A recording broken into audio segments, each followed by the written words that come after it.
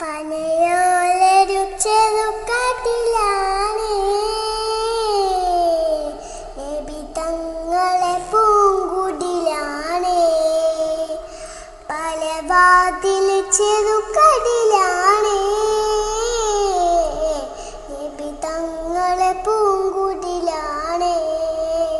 പനിയാ റസൂലിന്റെ ചൂടേറ്റ ദേഹം മലക്ക് മുത്തിന്റെ വരവ് കണ്ടപ്പോൾ കിടുങ്ങി ദേവം.